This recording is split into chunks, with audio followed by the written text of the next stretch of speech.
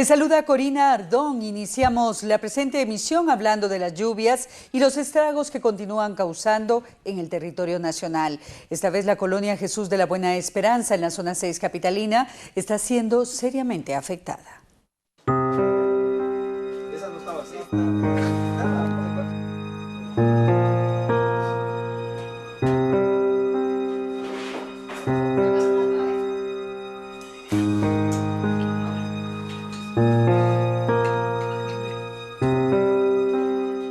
Tristes imágenes se observan al momento en que las personas tienen que abandonar sus viviendas debido a que las lluvias que están afectando el territorio nacional continúan afectando también las viviendas que se encuentran ubicadas en diferentes asentamientos. Ya ocurrió en Santa Rita, zona 7, ya ocurrió en la 1 de julio, incluso en otros sectores de Misco, y ahora es acá en la zona 6 capitalina, en el asentamiento Jesús la Buena Esperanza, que está muy cerca del puente de Belice.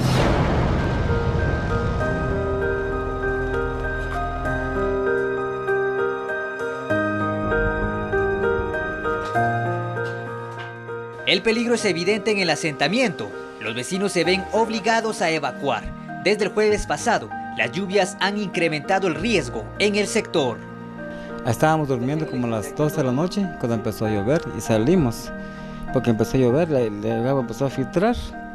Y según como que aquí los vecinos de arriba, que a las 2 de la mañana retumbó esto, fue cuando se rajó más estas paredes, que no estaban así.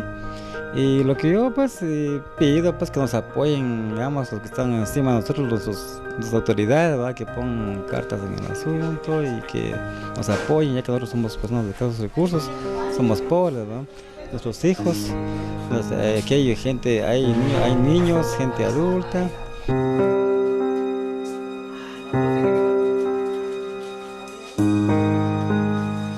Él también nos ha permitido ingresar a poder ver los daños que se pueden ver en la infraestructura de las viviendas en este lugar. Ustedes podrán observar que hay varias paredes que están bastante afectadas por rajaduras y hay una pared en especial que está prácticamente a punto de caer. Vamos a poder observar las imágenes, que es la pared que está a este lado, donde se puede ver cómo se ha despegado prácticamente la pared que divide a estos cuartos con la de la calle, y esto quiere decir que está a punto de caerse. El peligro, el riesgo que se vive en estas casas es bastante grande.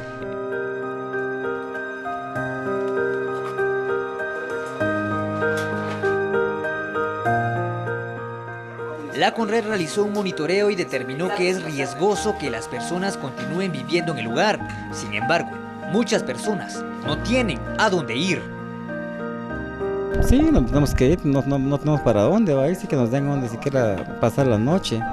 Ahí miramos cómo hacemos nosotros ya lo más adelante que vamos a hacer, ¿va? Porque pido en nombre de todos de que nos apoyen lo más rápido que se pueda, porque hay gentes, aquí todos somos pobres, todos somos humildes, no tenemos para dónde agarrar. Unos si se fueron para su familia, para zona 18, dejaron casas abandonadas, unos, pero no todos, la mayoría están todavía aquí en la colonia.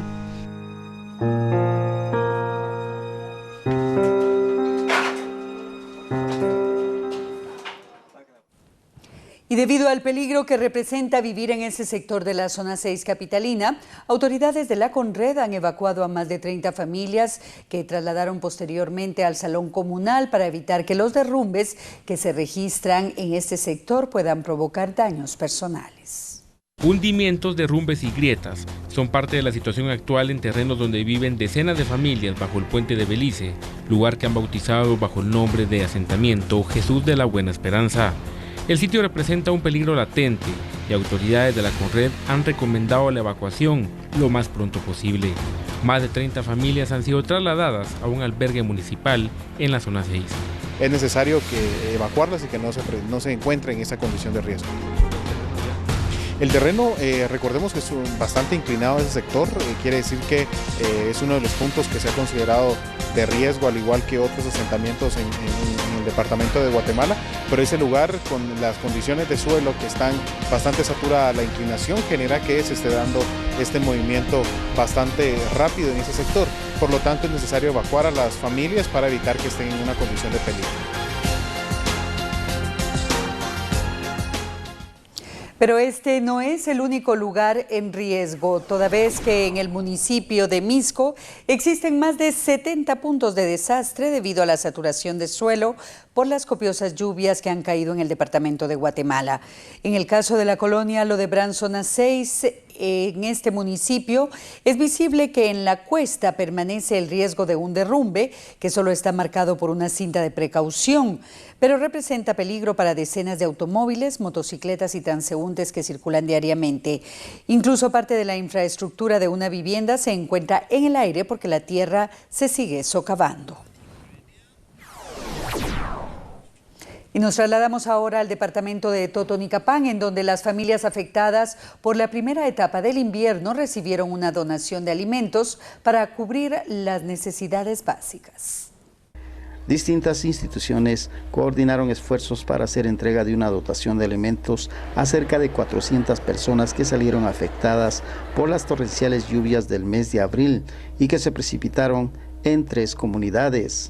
En esa oportunidad los pobladores perdieron parcialmente sus cultivos de maíz y otros granos.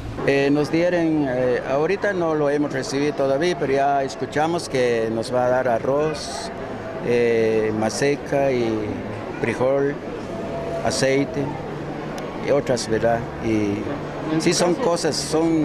¿Qué pérdidas tuvo usted? Allá pues cuando se viene el corrental del lago pues se perdió todo nuestro, como afortunadamente nuestro terreno está a la orilla del río y se lo llevó todo partes de nuestro cosecho, ¿verdad? Y perdimos realmente. Ajá.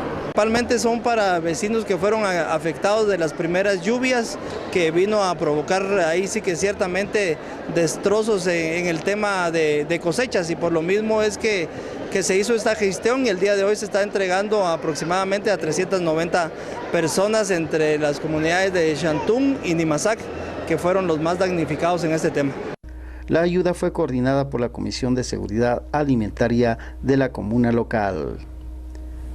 El portavoz de la Municipalidad de Misco, Maynor Espinosa, dio a conocer que se analiza el posible cierre de las maquilas que operan en la zona 7 de ese municipio debido a la contaminación que provocan en esta área. Varias maquilas podrían ser cerradas por autoridades municipales de Misco, ya que se ha detectado que muchas lanzan sus químicos a desagües municipales que han generado daños a tuberías y provocan hundimientos como el de la colonia Pablo VI en la zona 7.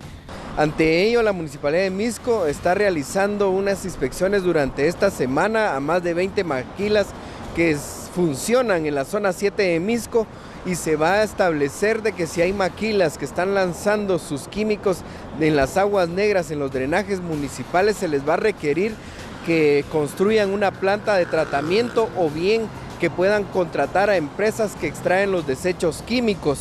La comuna asegura que ha invertido más de 500,000 quetzales en reparaciones, por lo que se ven obligados en multar a aquellas empresas que continúen ocasionando los daños.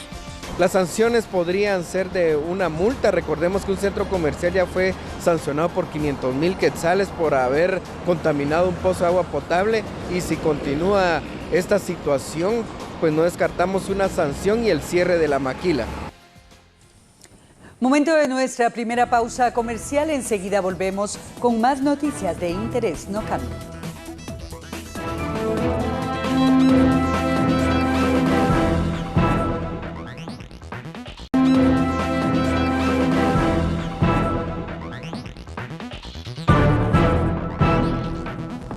De regreso con la información.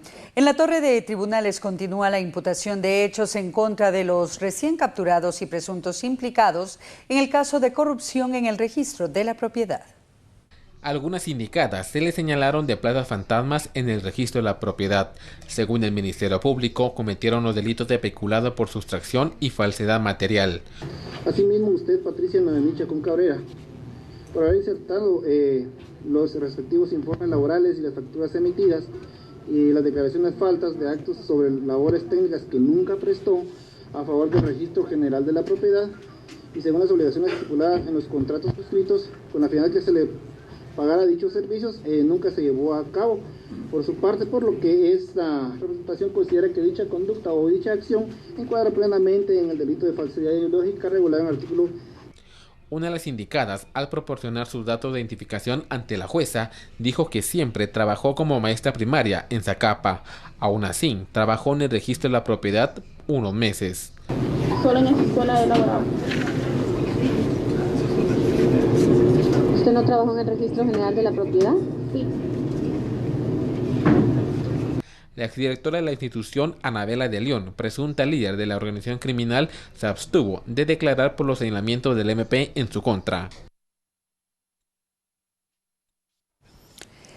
Y en más noticias, la Sala de Mayor Riesgo confirmó que el abogado Frank Trujillo debe seguir guardando prisión por el caso Aceros de Guatemala.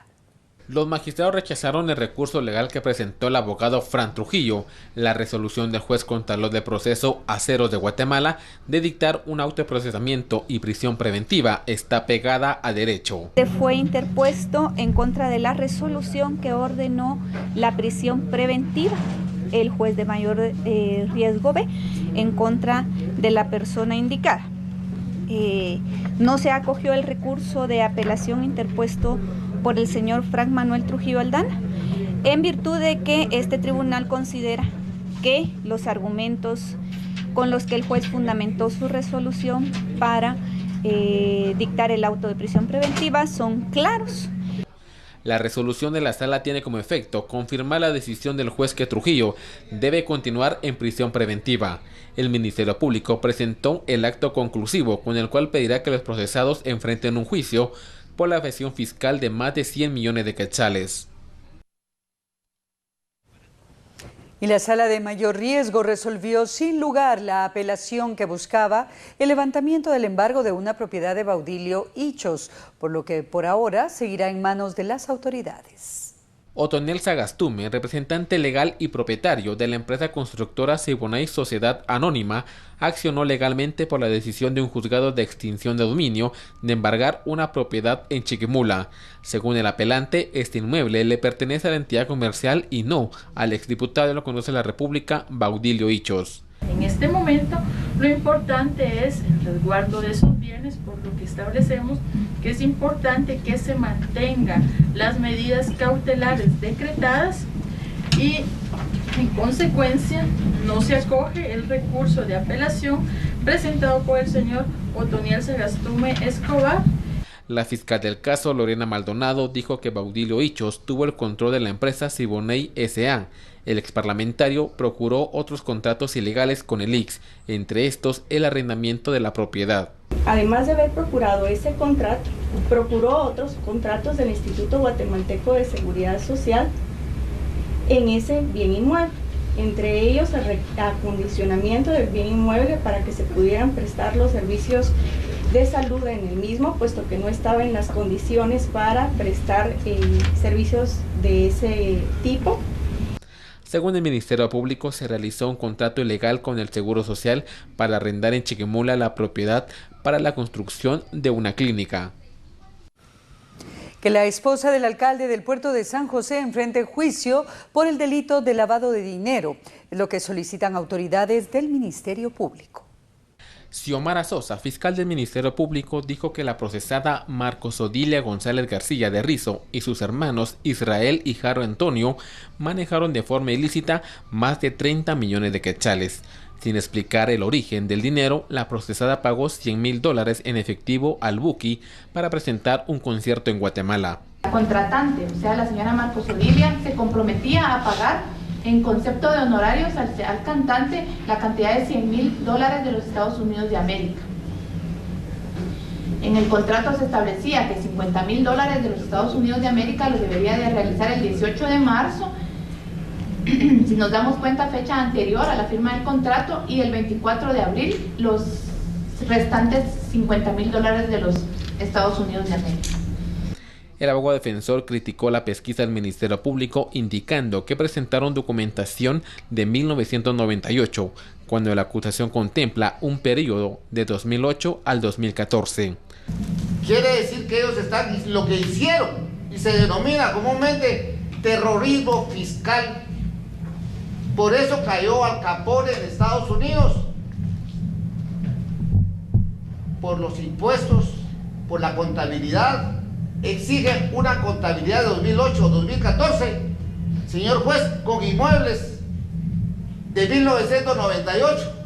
Sosa dice que el acusado Jairo Antonio González trabajó para el alcalde de Puerto Quetzal, Alberto Rizo, devengando un salario de 1.200 quetzales. Sin embargo, realizó transferencias bancarias por varios millones de quetzales, a través de las cuales, como se hace referencia en la pantalla, él tuvo créditos monetarios por la cantidad de 32.763.335 quetzales con 5 centavos. Esto durante el periodo establecido de enero de 2008 a diciembre de 2014.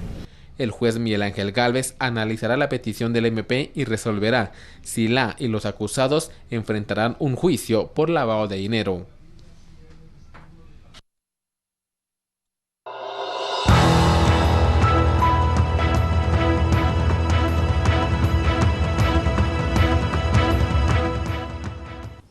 Y autoridades capturaron al supuesto responsable de haber asesinado a un camarógrafo de un canal local de Jalapa. Es Cristian Oloboa quien nos traslada los detalles.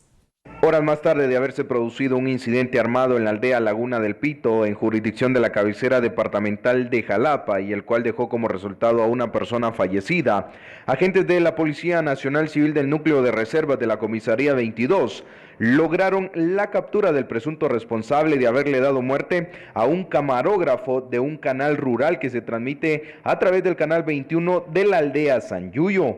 El ahora capturado fue identificado como Rolando Antonio Jiménez Cruz, de 36 años, quien fue aprehendido por elementos del Núcleo de Reservas de la Policía Nacional Civil a unos 900 metros en donde había ocurrido el crimen. Según fuerzas de seguridad, la captura se logró gracias al apoyo de los pobladores, quienes indicaron cuál fue la ruta de escape del presunto responsable y asimismo indicaron las características y vestimenta con la que éste vestía en ese momento. Es el comisario Carlos Quiñones de la Comisaría 22 de la Policía Nacional de Jalapa quien nos amplía más detalles de la información. En horas de la tarde fue requerida la presencia policial, específicamente al caserío Laguna del Pito, aldea San Chico, Santa María Chalapal. En el lugar, lamentablemente, encontramos el cuerpo sin vida de una persona sexo masculino, el cual responde el nombre de Felipe David Munguía Jiménez, de 35 años. Esta persona presentaba heridas por proyectil de arma de fuego ocasionado por un individuo desconocido que posteriormente el hecho se dio a la fuga. Al llegar al lugar, curiosos del lugar nos dieron algún tipo de referencias y la ruta de escape del posible victimario, por lo que se generó un operativo con personal del núcleo de reserva de acá de la comisaría, y a 900 metros aproximadamente del lugar donde se encontraba la persona fallecida, dentro de los sembradíos de maíz de la comunidad, encontramos a una persona al cual la identificamos como Rolando Antonio Jiménez Cruz, de 34 años. Esta persona, al hacerle el registro superficial correspondiente, se le incauta un arma de fuego tipo revólver calibre de 38 milímetros, en su interior 4 cartuchos útiles y 2 casquillos ya percutados.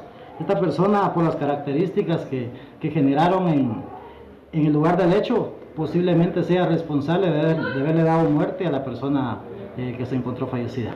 El ahora capturado es el presunto responsable de haberle dado muerte al camarógrafo de un canal rural, el cual fue identificado como Felipe David Munguía Jiménez, de 35 años, quien fue asesinado por múltiples impactos de arma de fuego.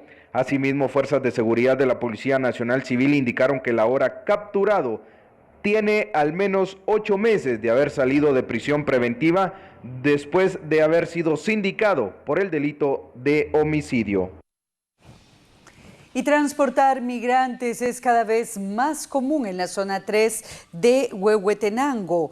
En este lugar fueron detenidas 2 personas que transportaban a bordo de un autobús 13 indocumentados de origen salvadoreño que iban rumbo al municipio de Santa Cruz Varillas para supuestamente cruzar la frontera con México, buscando así llegar a los Estados Unidos.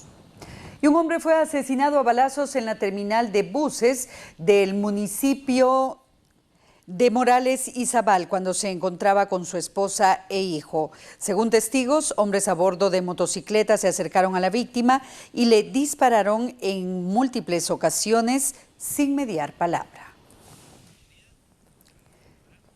Y vecinos de Pamezabal y Paaj, comunidades de Santa Lucía, Utatlán, Sololá, decidieron bloquear el kilómetro 152 de la ruta que comunica 6 municipios de la cuenca sur del lago Atitlán. Esto para exigir un buen servicio de transporte. Este descontento fue por el mal servicio por parte de pilotos y ayudantes del transporte extraurbano de Santa Clara La Laguna, quienes se han negado a reunirse con los vecinos. La manifestación surgió a raíz del mal servicio que, según pobladores, brindan transportistas que viajan de la cabecera departamental hacia el municipio de Santa Clara, quienes incluso se han negado a prestarles el servicio, además del exceso de velocidad, la sobrecarga, el aumento de personas atropelladas y accidentes. Pues la gente aquí se levantaron para así poder lograr nuestro objetivo de ser conscientes de los transportistas de que circula desde Santa Clara, La Laguna, a Sololá. Pues creemos de que estamos afectados y es momento de nosotros levantarnos con los dos cantones de Pamezabal y Paaj y así lograr pues nuestro objetivo, y creemos de que queremos pues negociar y dialogar. Sí, de hecho ya se está planificando operativos para verificar la papelería de estos transportistas para ver si ellos están solventes con las autoridades correspondientes, ¿verdad? Pues en una próxima pues se estará calendarizando los operativos en esta ruta. En el lugar, largas filas de vehículos se formaron durante la mañana de este lunes, afectando a transportistas, usuarios y estudiantes, quienes buscaban iniciar con sus actividades diarias. Pero luego de la intervención oportuna de autoridades, se logró habilitar el paso después de 6 horas de bloqueo. Además, se informó que los transportistas de Santa Clara La Laguna se comprometieron a mejorar el servicio, mientras se continuará en los días posteriores con las reuniones para tratar el tema. En información que surge hace unos minutos, presidente Jimmy Morales destituye al secretario y subsecretario de las AAS. Explica que fue para...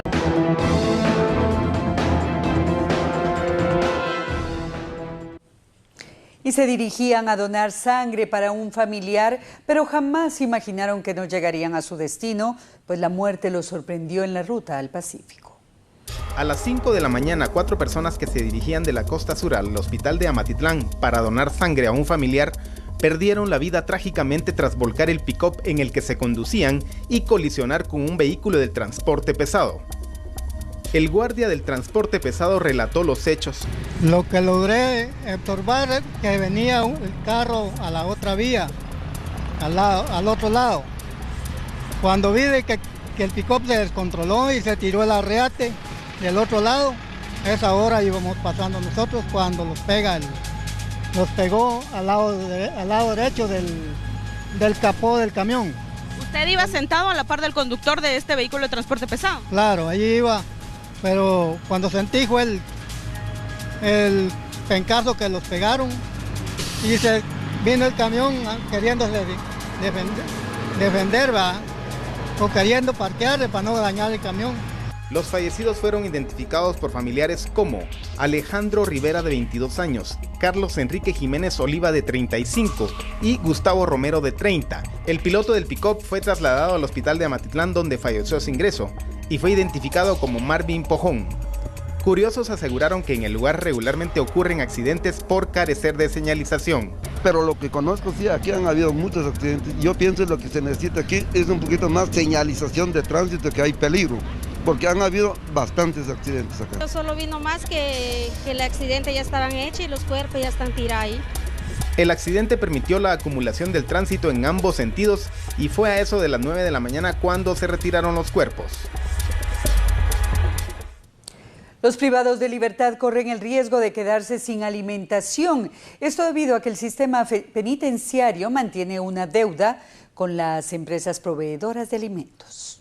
reos y agentes de presidios podrían quedar sin alimento, ya que han recibido un aviso por parte de empresas proveedoras de alimentos a centros carcelarios del país que de no recibir un pago antes del 15 de este mes, suspenderán el abastecimiento como medida de protesta ante lo adeudado por el sistema penitenciario. Bien, en el tema específico del comunicado, pues obviamente el sistema penitenciario es respetuoso en cuanto a la libre emisión del pensamiento, no se genera ninguna opinión ante la publicación, no así se confirma el escenario que hay una deuda y se busca honrarla, es correcto, y si en un momento dado pues la inasistencia en el servicio de alimentos, como pasó el día sábado, específicamente en la cárcel para hombres y mujeres Los Jocotes en Zacapa, cesa el servicio de alimentación servida. Esquivel agregó que son años de deuda y esta sobrepasa los 100 millones de quetzales. En el tema de alimentos es un aproximado de 110 millones de quetzales que se debe, como les comento, a cada una de las empresas por diferente temporalidad. Recordemos, el sistema tiene adherido 21 centros carcelarios, más el tema de alimentos en las cárceles públicas que están a cargo de PNC. Obviamente los aspectos y tiempos, eso ya serán acciones que tomarán las autoridades superiores mediante los procedimientos legales que crean meritorio. El portavoz agregó que de darse esta situación se estarían implementando de manera emergente cocinas comunitarias como un paliativo mientras se encuentra una solución definitiva. Por su parte, el Ejecutivo asegura que tiene pleno conocimiento de la deuda a proveedores por alimentación. Dentro del análisis de ejecución presupuestaria 2016 del Ministerio de Gobernación, que parte de la no ejecución corresponde precisamente al pago de alimentos en el sistema penitenciario y que es un tema que se está resolviendo precisamente con los proveedores de este servicio, que han presentado pues algunas demandas, podríamos decir, no solamente en el tema del pago, sino que respecto a algunas licitaciones que se han venido manejando hacia ese respecto, por lo que el ministro de Gobernación ofreció en este mes de septiembre resolver esa problemática para buscar el pago oportuno. El portavoz indicó que se pretende evitar que se deje de prestar este servicio y que será el Ministerio de Gobernación el que se encargará de saldar esta deuda. Y cambiamos la información para hablar de la salud. Y es que para quienes asisten a los gimnasios cada vez se hace más frecuente el uso de anabólicos para aumentar la masa muscular. Esta es una competencia que se ha vuelto insana, aseguran especialistas.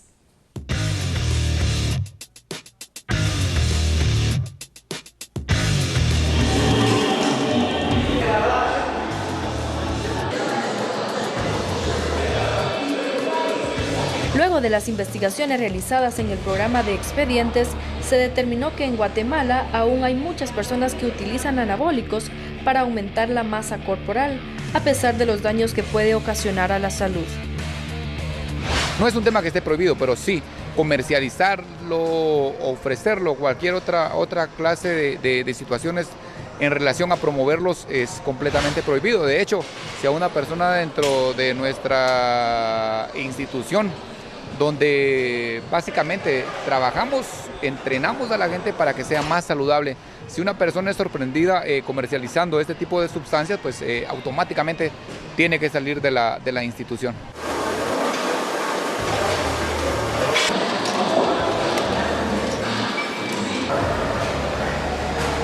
Las pruebas de la Agencia Nacional Antidopaje determinaron que deportistas de alto y bajo rendimiento siguen utilizando este tipo de químicos. El año pasado hicimos 160 pruebas. De las 160, 16 atletas aparecieron con un resultado analítico adverso, es decir, fueron sancionados por haber utilizado sustancias prohibidas. De esas 16 sustancias prohibidas, 6 eran esteroides anabólicos. De esos 6 esteroides anabólicos, 3 eran clortestosterona, 2 eran estanosolol y 1 era boldenona. Eso básicamente. Entonces sí hay una persecución del atleta que usa esteroides anabolizantes.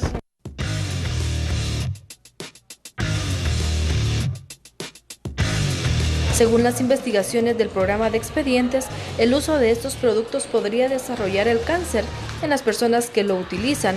Por ello, expertos en el tema dan otras opciones.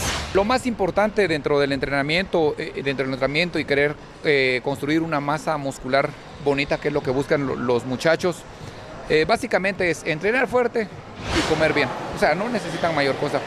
Ahora, hay otro punto bien importante para destacar en esto, es que ya el incremento de la masa corporal excesiva en las personas ya no es tan importante. Ahora lo que es importante es estar marcado, tonificado, estar fit, eso es lo que está de moda.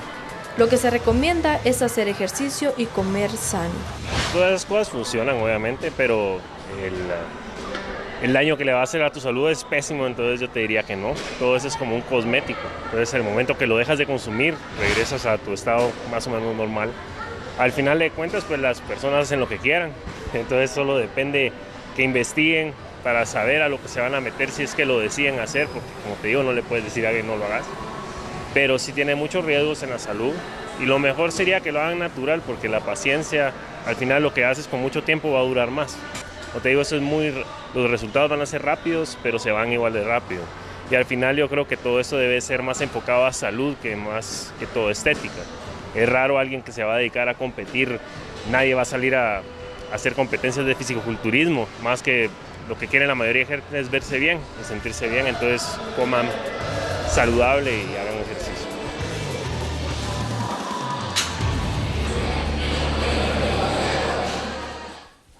A decir del Ministerio de Salud y dado el incremento de casos de Zika, se trabaja en estrategias que permitan reducirlos.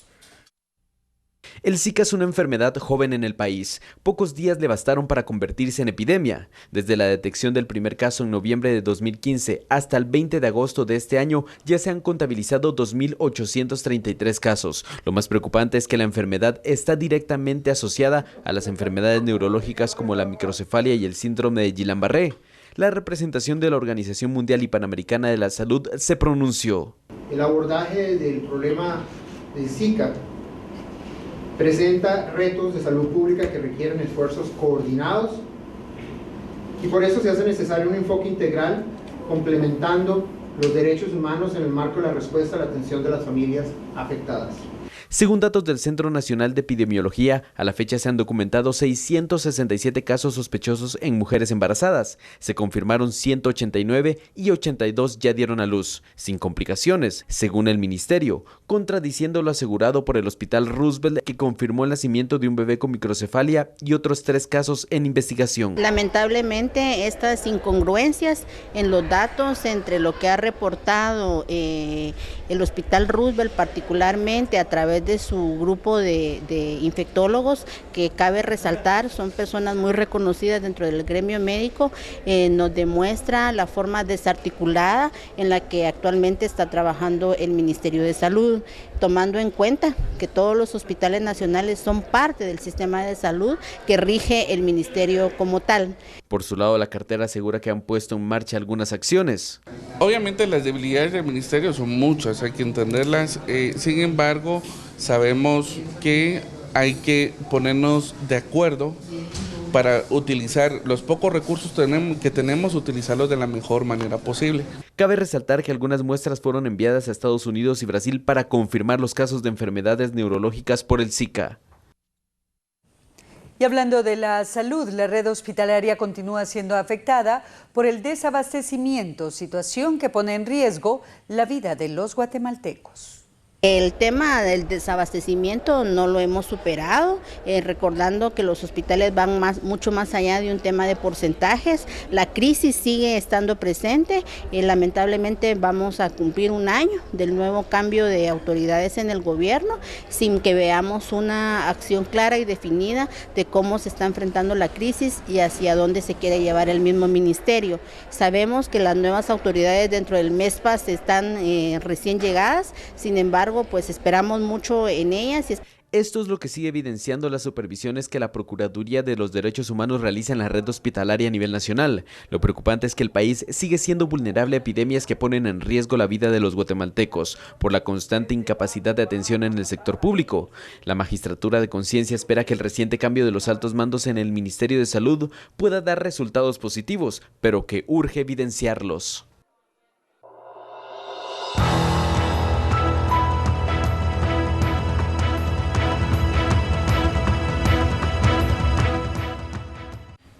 Tenemos información de último minuto. Nos trasladamos en este momento con nuestro corresponsal en Zacatepec, que es Pablo Solís, quien nos informa respecto a un intento de linchamiento en San Juan el Obispo. Muy buenas noches, Pablo. Adelante con el reporte. Corina, muy buenas noches. Efectivamente, pues ya a esta hora ya ha vuelto la calma a la aldea de San Juan del Obispo de la antigua Guatemala, luego de los disturbios que se registraron esta tarde en este lugar, debido a que la población lograra atrapar a 2 presuntos ladrones que intentaron asaltar al piloto de un camión repartidor de granos básicos. Este pidió auxilio y de inmediato la población se organizó y lograron coparlos en la calle principal de la zona 2 de esta aldea. Los bajaron vehículo, placas particulares 492 DXX y los vapulearon. Luego de un acuerdo entre pobladores y agentes de la Policía Nacional Civil, la población decidió entregarlos y fueron trasladados hacia el juzgado de turno en la ciudad colonial.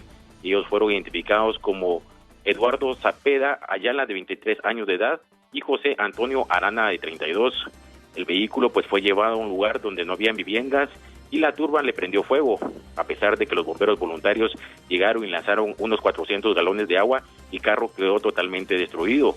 La población indicó que ya están cansados de los asaltos y que las autoridades no hagan nada al respecto, e indicaron de que esto es una advertencia para los demás maleantes para que no lleguen a esta aldea. Pues por el momento ya la calma ha vuelto a este lugar y pues los detenidos ya están siendo consignados en el juzgado de la ciudad de Antigua Guatemala. Adelante, estudio. Bien, muchísimas gracias a nuestro corresponsal en Zacatepec, que es Pablo Solís, por actualizar la información a esta hora de la noche. Vamos ahora a una breve pausa, enseguida volvemos con más noticias de interés local.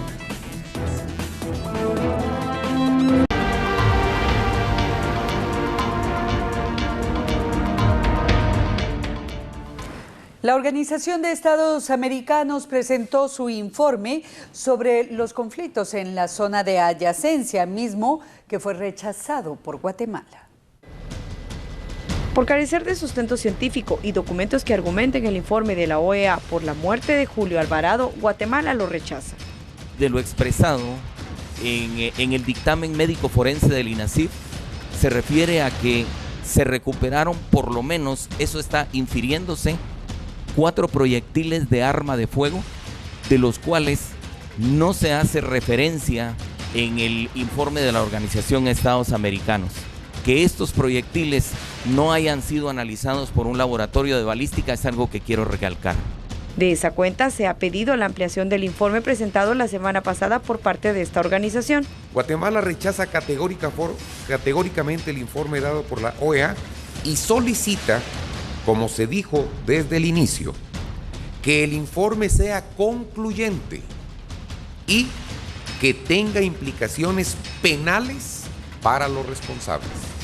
Lo que le estamos pidiendo al secretario general de la OEA es ampliar el informe, corregir las falencias y incorporar al equipo a un investigador que pueda darle una orientación a la investigación realizada. Y por tratarse de un tema de Estado, Guatemala solicita la intervención de un investigador, mismo que tendrán que elegir desde el Ministerio Público entre la fiscal de la sección de delitos contra la vida, jefa de la Dirección de Análisis Criminal y la jefa de sección de Asuntos Constitucionales y de Amparos. Y las reacciones a este informe no se hicieron esperar. El procurador de los Derechos Humanos, Jorge de León Duque, se pronunció al respecto.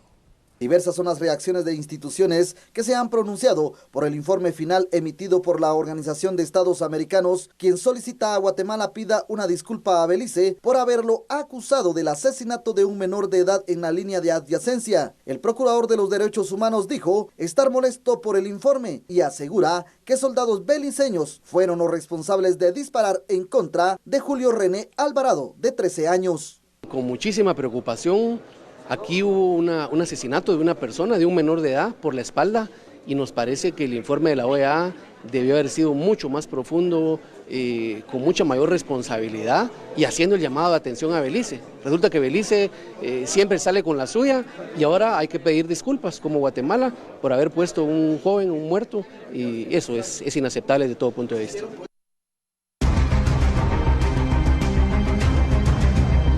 Esta emisión, gracias por habernos acompañado, que descanse y muy buenas noches.